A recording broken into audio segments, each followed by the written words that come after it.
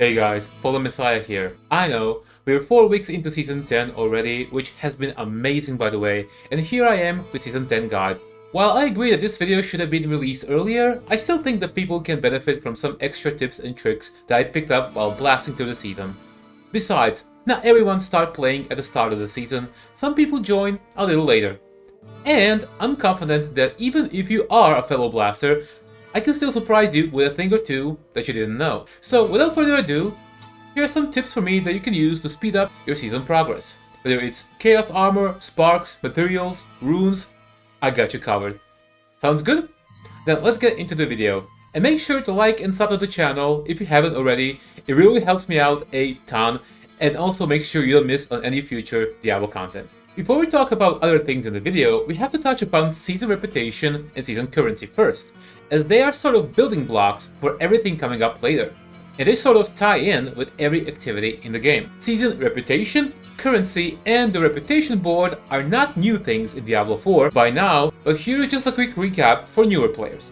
Reputation, called veneration in Season 10, is gained by doing various things in the game, most notably by killing elites, bosses, and closing chaos rifts. Reputation is then used to progress further in the reputation board, which is in the town of Yelesna, unlocking various goodies along the way. The final prize is the last cache that has a resplendent spark inside, one half of a mythic unique, which are the best items in the game. Simple concept so far, but there's more. One major thing to note is that while your season journey is shared across all characters, reputation board is per character, meaning that you can repeat this process over and over again by making new alts and opening the last cache with them. More on that later. But what happens if you keep gaining reputation after the last cache?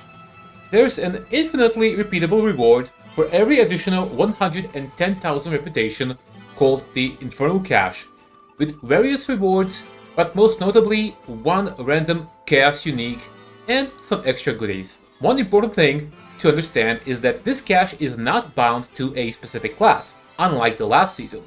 This means that you can earn it with your main character and open with another even if it's a different class.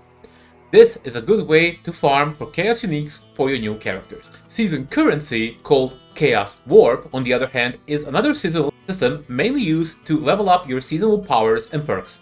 It's obtained in several ways, but usually through chaos rifts and completing certain objectives. But it does a lot more than that. Seasonal currency can be converted to reputation. This provides an additional route to getting the best items in the game, and this will be the main focus of this guide. Now that we have a grasp on these fundamental concepts, here are some extra tips to know. If you want to make a new character to farm the reputation board, you can't just simply teleport to Yelesna. Your character has to unlock the board first. If you don't do this small but crucial step, then you will never be able to gain reputation no matter what you do or how many scrolls you have. Thankfully, this is very easy to do in Season 10. All you have to do is talk to the NPC at the start of the game in Kedevar 2, then go to the location where the quest leads you, where you will have to close your first Chaos Rift. You will meet another NPC called Cheyenne there. Talk to her, go to Yelesna, and congratulations! You have now unlocked reputation for that character. You can check for yourself by interacting with the board. I have also mentioned scrolls, or warp scrolls as they're called. Warp scrolls are very important as they are our only way of converting our currency into reputation. You will need to fully complete the seasonal questline at least once with any of your characters. Once you do that, Cheyenne will offer you warp scrolls that give season rep in exchange for currency. Another important thing is that Cheyenne will only do this for your characters that have completed the seasonal questline. However, this restriction is easy to circumvent, as you can simply buy the scrolls with that character, transfer them to Stash, and then use them on the character that you want to gain reputation with. I have one character parked in Yelesna just for that purpose. The scrolls also have no level requirement, which is the main way we farm reputation on our alts. Okay, so now that we have full grasp of these concepts, we are getting to the meat and potatoes of this guide. Farming seasonal currency and using it as the means of getting the best items in the game. Why seasonal currency? The exchange rate of currency to reputation is 250 to 6000, meaning that your warp scroll costs 250 infernal warp and gives 6000 veneration. To put that into perspective, it takes 19 scrolls to get 1 infernal cash. That's 4750 currency, or 110,000 reputation. One of these is a lot easier to farm than the other. Not only is the 5k currency a lot easier to farm, but currency is also shared across your characters, while reputation is not. All of these things make it a lot better than just farming reputation instead. But what are we farming for? The hottest thing of the season are of course the Chaos Uniques. You can get a guaranteed drop by killing Bartok on Torment 3 or Torment 4. But while Infernal Hordes might be the most consistent way of getting the Chaos Uniques, they are not the best or the fastest way to earn these items. Now it's a good time to talk about Chaos Rifts. I love them. It's such a simple thing, but they add so much depth to the base game. The best way to earn Infernal Warp is to do these rifts, which in turn give us lots of currency, which we then turn over for reputation and a guaranteed Chaos Unique. Chaos Rifts occasionally spawn in Hell Tides, but by far the best way of farming them is with Nightmare dungeons that have the Chaos Rift mod on the sigil. Do not sleep on these sigils. They're worth their weight in gold and are by far the most valuable dungeon mod in the game, other than perhaps the Mythic Tributes. Make sure not to waste them and save them until you can do them in Torment 4, either alone or in party. So, what makes Chaos Rifts so good? Well, they allow us to earn thousands of Infernal Warp in a single dungeon run, if we're lucky. That's right, you can literally earn enough currency for a Chaos Unique cash in a single 5-minute dungeon run. Of course, it's not going to happen every time, and like everything else in the game, it's hidden behind RNG. But here's how it works. While we do get a little bit of warp by closing down rifts, that amount is very small. That's not what we're after. If you ever interacted with the rifts or the chaos monsters, you might have noticed that upon killing them, you can sometimes gain their powers. It's usually some kind of AoE effect where you radiate magic, frost, etc.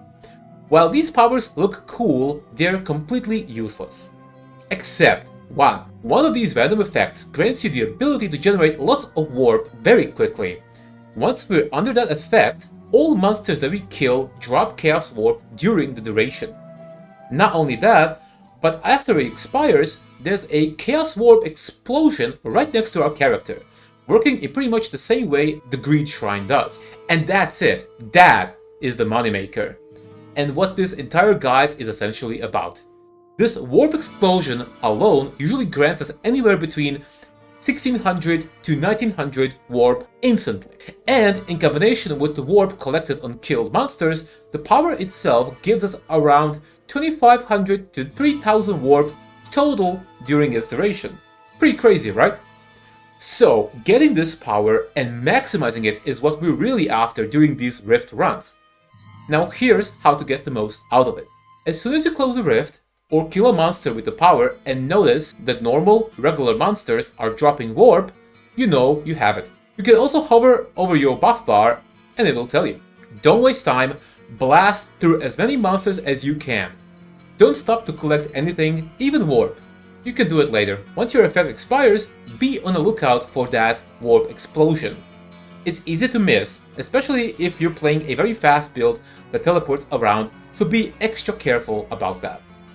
Once you notice that you're no longer gaining warp from monsters, the warp explosion will be centered around your character soon. Stop and wait. Once it happens, you should see that you suddenly collected a huge amount of Chaos Warp. Then, go back and collect the rest. Very important. There is a season blessing that increases the duration of these powers substantially. It's virtually useless in every other case, but for this purpose, it's incredibly valuable. Be sure to juice up that blessing during these runs. Couple of extra things that I've noticed. Regardless of how many monsters I kill, the warp amount from the explosion seems to be roughly similar. Also, it's best to do this solo if you can, as during party play, it seems that the final explosion effect sometimes just doesn't even happen, especially if you weren't around the player that gained the initial buff. And that's it! With this strat, you should be now ready to farm tons of warp very quickly, which can then be turned over for Chaos Armor. Not only that, but in rare cases, rifts themselves actually reward you with chaos armor when you close them, further increasing the rewards. Of course, the main problem with this strat is that, unlike the hordes, which are very repeatable, the rift sigils are not super common.